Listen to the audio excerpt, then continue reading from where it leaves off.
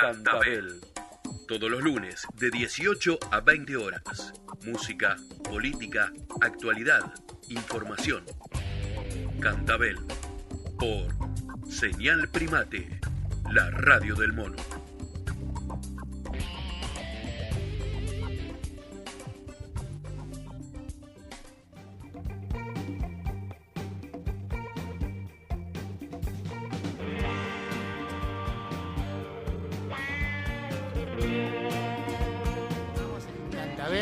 Ahora nos toca la parte seria del programa del día de hoy, con dos representantes de la Asamblea Popular de Padua, con una rica historia de trabajo acá en la zona.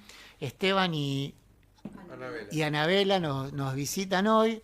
Les agradecemos la presencia en el programa. Tato Roberti, que en un ratito también va a estar en el aire, nos habló de ustedes y nos pareció que era importante que estén acá para que nos cuenten un poco brevemente de la historia de la asamblea, que se presenten obviamente y que bueno, después a partir de la charla seguramente nos irán contando qué es lo que están haciendo en este momento. No sé quién quiere hablar primero de ustedes dos. Arranco yo. Gracias a ustedes por la invitación. ¿Qué es la Asamblea? Es un grupo de vecinos que arrancamos espantados con las primeras medidas que tomó el gobierno de Milei cuando asumió. Yo particularmente me agregué un poco después, al mes y medio más o menos, del primer grupo que se juntó ahí en lo que le decimos el playón, que es Ayacucho y Rivadavia, el viejo paso nivel cerrado. Ahí hay como un playón y ahí nos juntamos. Y desde ese momento, absolutamente todos los viernes que sucedieron, excepto algún que otro que hubo una tormenta muy fuerte, que ahí un grupo se fue a la casa de algún vecino, nos hemos mantenido reuniéndonos para abordar distintas cuestiones. De todo un poco, sobre todo ponernos a las políticas más crueles del gobierno.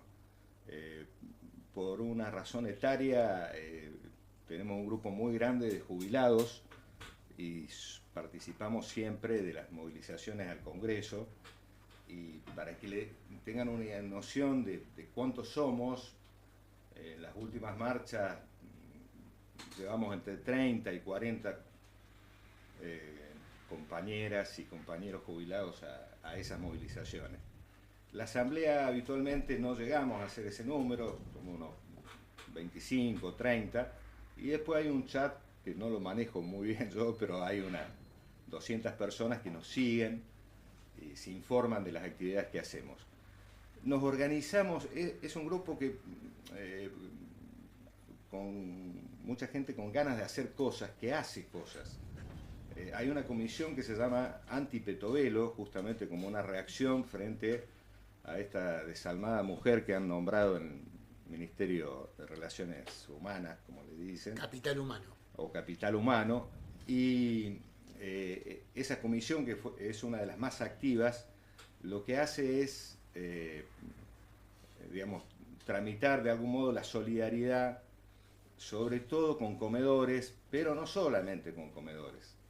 También lo hicimos para Bahía Blanca. Es decir, hay una serie de actividades que se hacen durante toda la semana a través de ese modo de organización.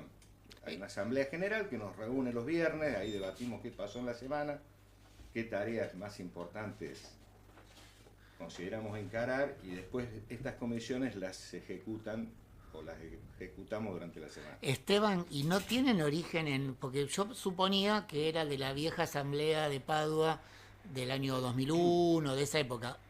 ¿Tiene sus orígenes ahí o es otra organización distinta? La verdad es que pretendíamos, sobre todo los más fundadores que yo, hacer como una continuidad de eso, pero no hay muchas personas de esa época. Pero las que hay, que probablemente no vayan con regularidad los viernes, se sienten muy identificados, y nosotros también, con aquella experiencia del 2001 de reunir vecinos también muy desencantados de la política, aunque muchos se reivindican de distintas ideas políticas. hay, diría, casi predominantemente peronistas o gente que se considera del peronismo, gente más de izquierda y independientes, pero lo que prima es que no hay gente que se sienta representada hoy por las organizaciones políticas existentes hoy. No, te quería preguntar, a Anabel o a cualquiera de los dos, ¿no? ¿Cómo ven ustedes, o sea, cuando ustedes hacen las actividades, a la gente que pasa por alrededor de la reunión? ¿Les llama la atención? ¿Pasan indiferentes? ¿Les interesa lo que están haciendo? Yo me incorporé hace poco a la asamblea, así que era uno de esos que pasaba. Alguna vez, en algún ruidazo, mientras cruzaba la calle, canté un poquito con ellos, pero seguí mi camino. Y después, por cuestiones de tiempo, yo la verdad que no me detuve. Es un poco lo que hablábamos hoy con Esteban, que a veces la gente está apurada y no se detiene. Y algunos se quedan un ratito escuchando y se van. Pero bueno, la idea es que si alguien tiene ganas de quedarse, se pueda quedar, es abierto, ¿no? Anabela, te consulto, ¿cuál fue tu principal motor por sumarte a esta organización asamblearia que hay en Padua? Y yo me sumé porque, bueno, lo que decía Esteban, ¿no? El rechazo a estas medidas anarcocapitalistas que estamos viviendo. Pero lo que me trajo puntualmente a la asamblea fue que yo quería participar después de la marcha del 12 de marzo, que hubo tanta represión. Quería participar de la marcha del miércoles siguiente y la verdad que siempre que iba a una marcha iba con alguien conocido, nunca pertenecía a ninguna agrupación, entonces no iba con un partido político o algo, y nunca tuve miedo, o sea, iba con una amiga, un amigo, incluso, bueno, las marchas del 24 fui con mi hija, pero nunca tuve miedo a una represión, y sin embargo esta vez veía en las redes, no vayas solo, no vayas solo, no vayas solo.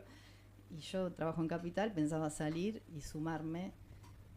Así que bueno, hablando con una persona que conocía, que pensé que iba a ir, me dijo que no podía por el trabajo y me dijo, consultá con la asamblea de Padua.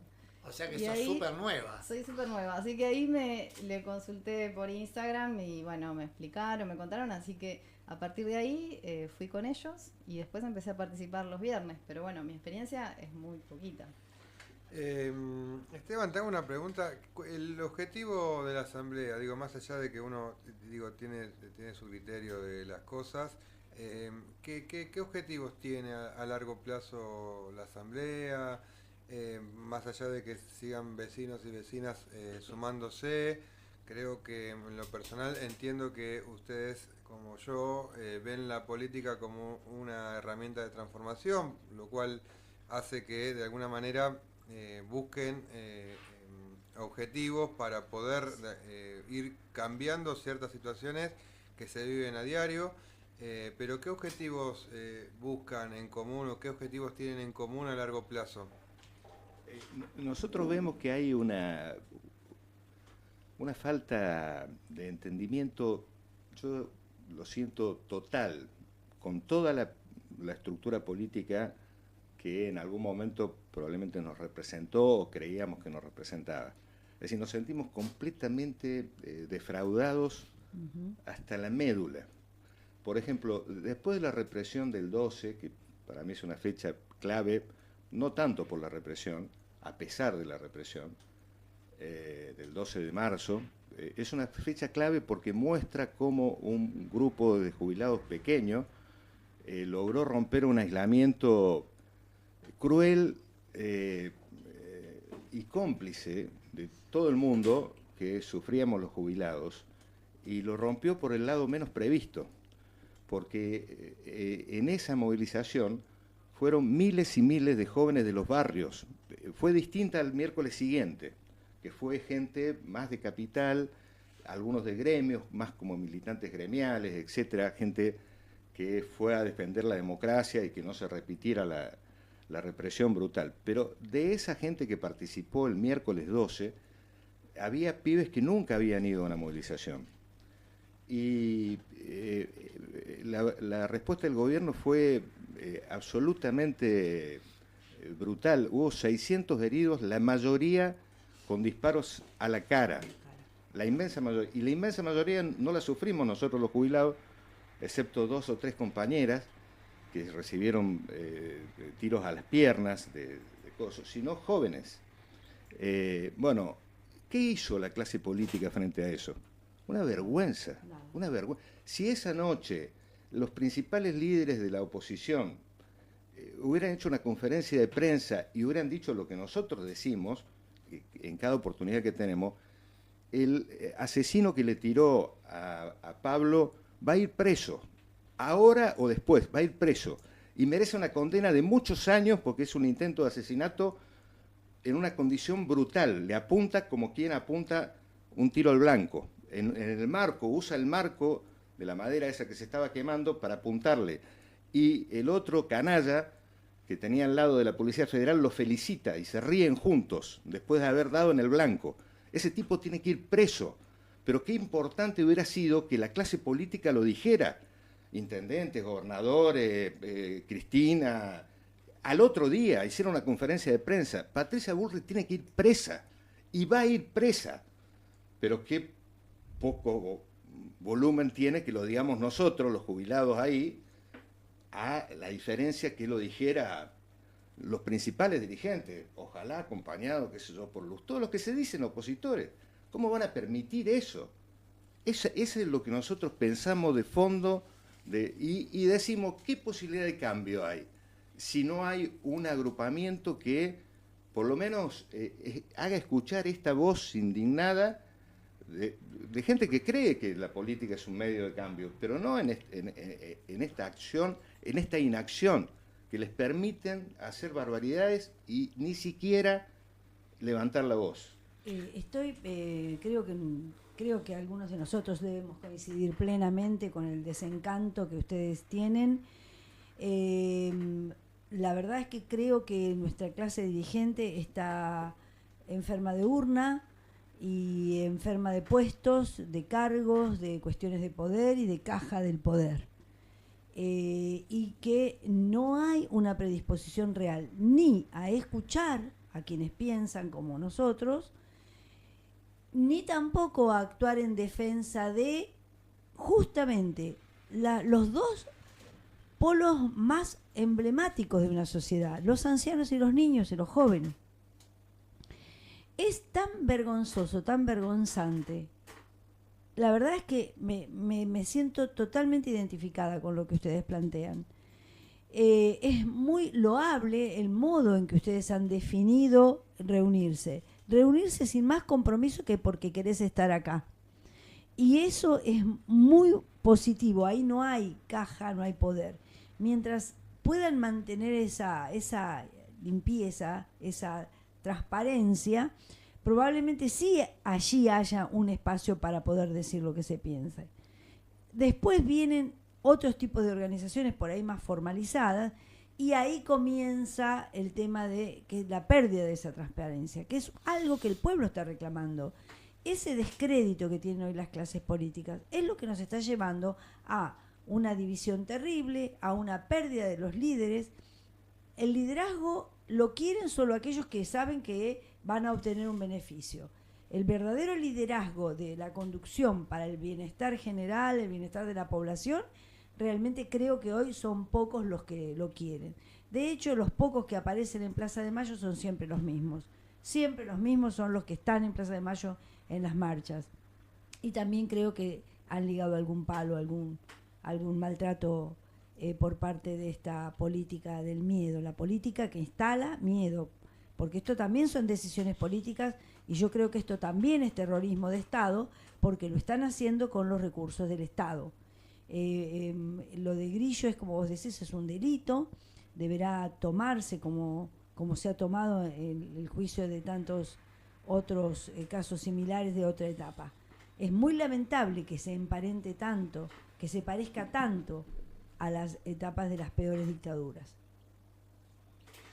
Anabela es evidentemente uno de los triunfos de ustedes, ¿no? De la organización, digo.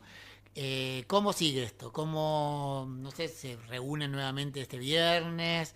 ¿Tienen pensado hacer alguna otra actividad más allá de los miércoles? Sí, los viernes nos reunimos y el sábado pasado justo hubo una reunión de otras asambleas más cerca. El sábado hubo un encuentro de asambleas. La asamblea de Padua fue invitada y fuimos a Capital, algunos representantes que podíamos, y nos reunimos con otras asambleas, la de Caballito, de Boedo, Palermo, bueno, eran casi todas de Capital, las que recuerdo. Pero bueno, las asambleas se comunican entre sí y eso forma una red que es bastante más grande de lo que pensamos. Y bueno, eso está buenísimo porque se está generando un cambio, ¿no? Aunque es muy, para mí, es lo que hablaba hoy con Lolo, está bárbaro, pero a mí por lo menos me asusta un poco este terrorismo de las redes sociales, ¿no? Siento que como que hay mucha violencia y mucha información falsa y que nosotros tratamos de traer un poco de luz, pero eso va a una velocidad que es como abrumadora, ¿no? Y es preocupante eso. Seguro. Y Esteban, que ya hace más tiempo que estás en esto, ¿hasta qué punto es tan necesaria la ayuda o el apoyo de referentes políticos de importancia a nivel de poder, ¿no? Para la asamblea, digo. No, yo eso lo planteo en relación al efecto que tendría para toda la sociedad, la importancia que tendría, por ejemplo, una respuesta como la que mencioné recién. Pero el camino nuestro no los espera más. La decisión de reunirnos y sostenernos es justamente que no tenemos ni la más mínima esperanza, ni la más... Nosotros marchamos con un cartel que dice Jubilados del Oeste, sin esperanza ni paciencia. Lo hicimos hace muchos meses en las marchas, si ustedes lo buscan por ahí, aparecen en las fotos, muchas veces entre la policía y los gases. Siempre marchamos con esa en las marchas de jubilados. Y la experiencia de jubilados, no tenemos muchas otras, pero es muy significativa porque logró romper justamente ese cerco en el que nosotros nos sentimos una gota en el mar. Pero ahí funcionó que la gota se juntó con otra, provocó una ola y ocurrió algo que no había pasado nunca.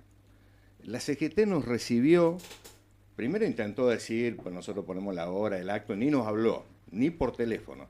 Nosotros dijimos, nosotros vamos a hacer lo que venimos haciendo todos los miércoles, porque esto de una marchita al año no resuelve el problema. Bueno, después de sostener eso, nuestro acto a las 5 de la tarde, etc., hubo sí una segunda reunión donde dijeron que ellos no convocaban a un contraacto, sino que adherían al acto que hacemos el 9 en el Congreso a las 5 de la tarde. De todo modo, nada más que eso. Los medios para poder tener una voz ahí los tuvimos que procurar nosotros como lo hacemos. Por ejemplo, hicimos una colecta, hoy justamente un grupo de nuestros compañeros jubilados y la más joven de la asamblea, que fue la que se encargó de Mercado Pago, de juntar unos 300.000 pesos que llevamos para aportar a tener un sonido, un camión de sonido, y que se siga escuchando la voz de los jubilados que armaron este proceso que hay de los jubilados, que no lo hizo ninguna dirección sindical ni política importante, ¿no? La verdad que la mayoría son desconocidos, digamos, son gente anónima, podríamos decirle. Nosotros apostamos a eso. Nos parece que sin eso no hay Dios que nos salve, y menos político que nos salve. Yo lo que me dificulta en términos para poder comprender un poco la situación actual, en particular la Asamblea tiene como un desgano de toda la clase política, que eso lo dejaste de mencionar, y creo que en muchos de los casos, como en el caso de muchos de los que somos integrantes de este programa, en particular tenemos nuestras críticas. Digo, la clase política yo sigo creyendo en algunos sectores, digo, ¿no? Más allá de alguna cuestión. Pero lo que me atrae pensar, digo, ¿cómo ven ustedes la asamblea en función de, bueno, hay que marcar hay que ejemplificar que hay una situación que los jubilados y los sectores populares en general están pasando una situación complicada, compleja, que no es una situación que se vive de ahora, digo que viene hace muchos años en particular, que el campo popular no pudo resolver.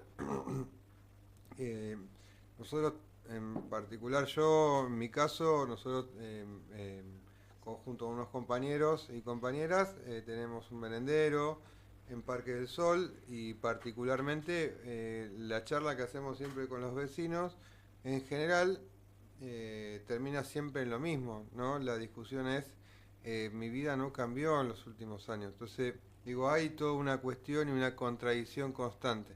Yo sigo creciendo en la política, eso es lo que quiero dejar como claro en ese sentido. Entonces, digo, ¿cómo lograr ese cambio? ¿Cómo ven ese cambio ustedes?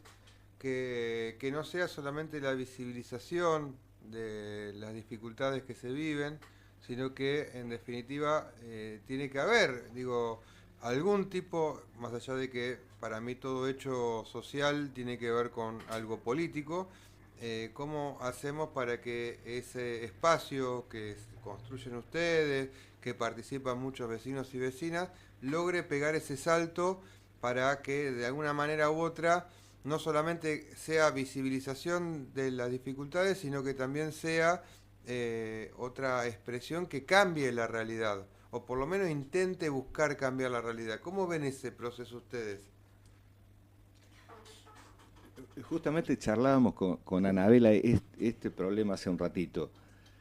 Yo te voy a dar mi visión. Yo no soy peronista, soy de izquierda de toda la vida, desde niño. Siempre tuve una visión, pero reconozco que los gobiernos, sobre todo de Néstor y de Cristina, representaron una serie de cambios muy favorables para la población, sobre todo para lo que nos interesa a nosotros, que es la población que trabaja, que se rompe el lomo por este país, etc. Ahora, ¿por qué pudieron esos gobiernos? Bueno, tenían determinadas cualidades y opiniones formadas o principios, pero para mí son indisociables absolutamente de lo que pasó en el 2001 y de lo que pasó antes del 2001. Yo fui ferroviario con mis 4 hermanos varones, somos 5 en total, los 4 fuimos ferroviarios de la huelga que le hicimos al ahora prócer, según mi ley, Carlos Saúl Menem. Hicimos 45 días de huelga. Los que son del oeste se acordarán que este tren no anduvo durante 45 días. En contra de la privatización. Y ahora no va más el Bragado. Claro, bueno, además. Pero además, esa huelga se inició corriendo los trenes. Vieron que hay gente que dice, ay, ¿por qué no hacen una huelga a la japonesa? Bueno, nosotros hicimos una huelga a la japonesa. Corrimos los trenes que había suspendido el gobierno a todos los pueblos. El último tren. Nos esperaban miles de personas. Había pueblos donde había más gente en la estación esperando el último tren para reclamar que no lo cerraran que toda la población del lugar. Bueno, y ahí se inició esa huelga, finalmente. Ahora, todo eso, esa acción se acumula y da y finalmente revienta. Llega un momento que se acumula tanto la desesperación porque esto no cambia, cuando te llevan a un extremo. Y entonces, fíjense, el gobierno, para mí más reivindicable y más progresista en términos de distribuir de una manera más justa, etcétera, se inició con un personaje que no tenía nada que ver con esos valores, que era Duhalde, que había sido parte de la fórmula de Menem, del peor gobierno. Bueno, sin embargo, Duhalde empieza la distribución, él la empieza. Duhalde empieza la redistribución, da 2 millones de planes jefe y jefa. Sí, ¿Por qué? Gestaron manzaneras. Claro, pero sí. no, las manzaneras no. Sí. Eso existía, pero eso era parte del control territorial. Sí. No me refiero a eso, me refiero después del 2001, él como presidente, no él como gobernador. Y él aplica las retenciones. Y la sociedad rural ni chista. Le dice por teléfono, le vamos a aplicar el 39% de retenciones. Lo aplica Duhalde. Después Néstor lo retoma y distribuye y hace un plan coherente con eso. Pero eso se explica solamente porque no hay política a favor del pueblo si el pueblo no se moviliza. Olvídense, a mí me desespera, aunque yo si estuviera en la capital votaría por Leandro Santoro, pero cada vez que le escucho decir, estamos para hacer el servicio a la gente, como si la gente se fuera a beneficiar de algo en lo que no participa. Digo, está vendiendo un caramelo que no existe, porque no funciona así, nunca funcionó así. Y cuando dejó de haber esa participación, las posibilidades de instrumentar políticas a favor del pueblo se fueron desvaneciendo. Y siempre hay una aspiradora que quiere más. Antes eran los millonarios, después vinieron los supermillonarios, ahora son los 1000 millonarios. Nunca se derrama una gota para este lado, siempre quieren más. Entonces, frente a esa presión, si no hay participación del pueblo, no hay político, por más extraordinario, bueno que sea, que pueda hacer un gobierno a favor nuestro. Yo creo que un poco las asambleas surgen, ¿no?, de esta... de lo que ya dijimos, que es esta necesidad de reunirnos con padres, con vecinos, con gente que justamente no está en un partido político. Pero yo creo que esto en algún momento, así como hay redes y hay tantas que no conocemos, va a ir madurando, y de ahí yo tengo esperanzas de que salga algún liderazgo, porque dentro de las cosas que se hacen en las asambleas son reuniones, por ejemplo, de reflexión política, que yo todavía no tuve oportunidad de participar, pero sé que ahí se debate, y quizás, no yo y quizás no Esteban, pero a lo mejor de ahí surja alguien más joven o con ganas de hacer cosas, que empiece a participar, no sé, en un consejo deliberante, o que ya tenga algún interés, y quizás si no es la nuestra será otra, pero me parece que estas actividades pueden servir para eso. Conozco gente que entró al consejo deliberante siendo contestataria, defensora de la distribución, se ponía la camiseta del pueblo, la he visto caminar a mi par, nos hemos caído en alguna marcha juntas, y ahora está sentadita ahí, está muy cómoda, está divina, aplaude cuando tiene que aplaudir, sonríe cuando tiene que sonreír. Por supuesto que he salido de su agenda por lógica, y me alegro de que así sea. Ahí es lo que yo quise decir antes. Todo mientras se mantiene auténtico, mientras se mantiene prístino como lo tienen ustedes ahora, hay ese lazo de esperanza. Hay una cuestión ligada con el poder, que hoy decíamos, ligada con el poder, con la comodidad del poder, que lo aleja de las bases. Mirá, la cinta que enceguece el poder, que es una de las leyendas más antiguas, a partir del momento en que llegan al poder parece que les tapa la visión esa cinta. Y cuando uno pretende reclamarles algo, automáticamente te convertís en su enemigo. Y ahí también está la otra cuestión, porque por mucho que uno quisiera intervenir, participar, sabiendo lo que pasa en el pueblo, sabiendo lo que pasa en el barrio, mirando cómo la gente, cómo los chicos juegan con el agua podrida de la vereda, y eso lo veo todos los días, y bueno, habrá que ver si cualquier corazón sostiene eso, tener presente eso que pasa en los barrios, como para poder seguir defendiéndolo cuando ya estás de este lado. Porque realmente eso es lo que pasa. Hay una transformación, hay una degradación, y también tiene que ver con algo que vos dijiste. Eso es así porque quienes todavía podemos hablar nos callamos. Por una cuestión de tiempo, porque tenemos que todavía llamar a Tato, vamos a tener que ir cerrando. Lo único que se me ocurre decir es que lamentablemente tenemos una cultura del personalismo y siempre andamos buscando un papá o una mamá que nos abrace y nos diga cuál es el camino. y me parece que ustedes están marcando como asamblea cuál es el camino, ¿no? Que es el trabajo entre todos, entre todas. Por lo tanto, me parece que sería genial poder llegar a profundizar ese trabajo que ustedes están haciendo y quizás hacer unos buenos acuerdos entre todos los integrantes para que crezca y para que los objetivos que se proponen puedan llegar a concretarse y a profundizarse más y a llegar a más cosas, ¿no? Lo último que les quería decir es si quieren hacer alguna invitación para algo, así podemos llamar a Tato después.